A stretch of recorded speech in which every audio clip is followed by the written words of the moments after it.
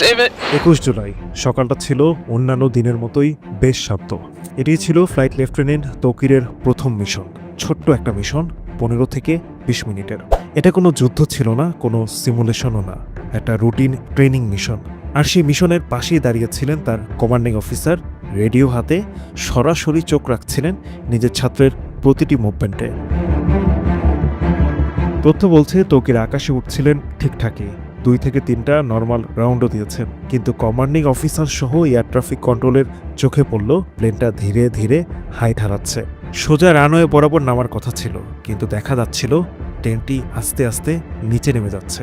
Radio কলের মাধ্যমে তৌকিরকে command দেওয়া হয়, check your height, check your height.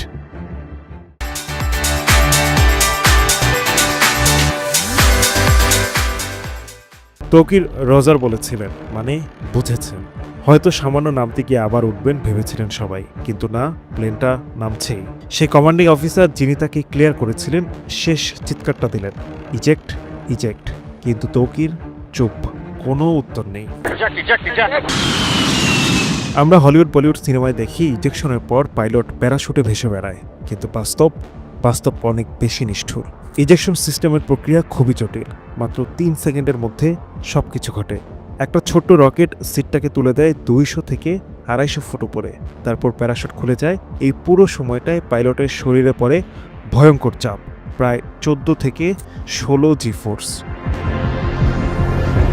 যেটা একজন মানুষের শরীরের জন্য স্বাভাবিক নয়।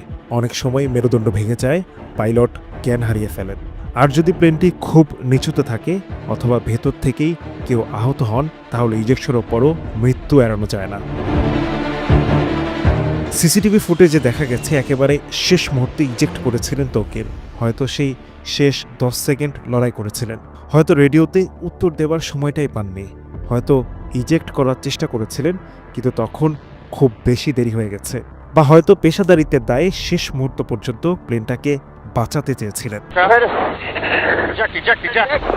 অথচ আমরা শুনেছি শুধু একটাই শব্দ, ইজেক্ট, ইজেক্ট, আর তারপর নিস্তব্ধতা। আপনাদের NTV অনলাইন।